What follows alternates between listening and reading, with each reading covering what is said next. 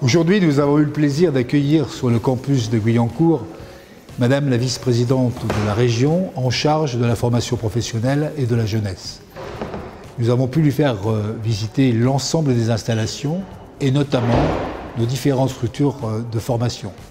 D'abord reçu au niveau de la FORPA, parler beaucoup du diplôme de niveau 5, des jeunes en primo-insertion, des jeunes qui ont besoin effectivement de trouver une branche en plein développement. Nous sommes allés ensuite au Garac et Madame la vice-présidente a vu que l'automobile pouvait former en alternance du niveau 5 jusqu'au diplôme d'ingénieur. Ça a été formidable. Nous sommes passés à l'INCM.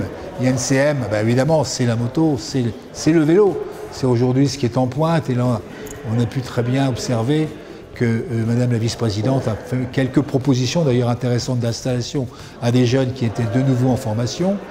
Et puis enfin, le GNFA qui a largement impressionné Madame la vice-présidente du fait effectivement de la qualité des locaux, la qualité du travail perçu au niveau des jeunes qui étaient présents et des formateurs. C'est une excellente journée pour la branche des services de l'automobile, c'est une excellente journée pour la relation avec la région et nous en avons profité bien sûr pour inviter Madame Pécresse, notamment lors d'un de prochaines réunions sur le club de Suresnes, pour parler éventuellement avec elle des régionales. Alors d'abord, j'ai été extrêmement impressionnée. C'est la première fois que je venais sur le site de Guyancourt en tant que vice-présidente en charge de l'emploi et de la formation professionnelle et de l'apprentissage.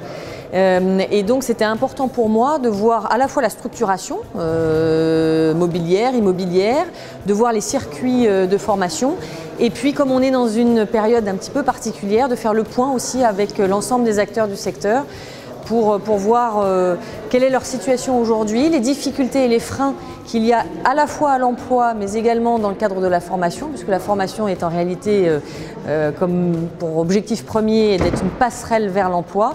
Et ce que je retiens de cette visite, c'est une forme d'admiration.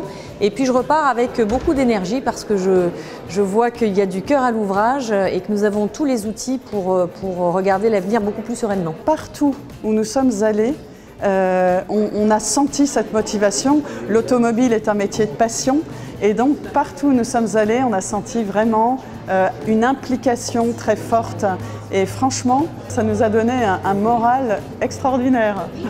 Le CNPA peut aider la région Île-de-France tout simplement parce qu'il représente le secteur, on va dire, global de l'automobile et de la mobilité en région Île-de-France, qui représente un peu plus de 70 000 salariés emplois dans notre région.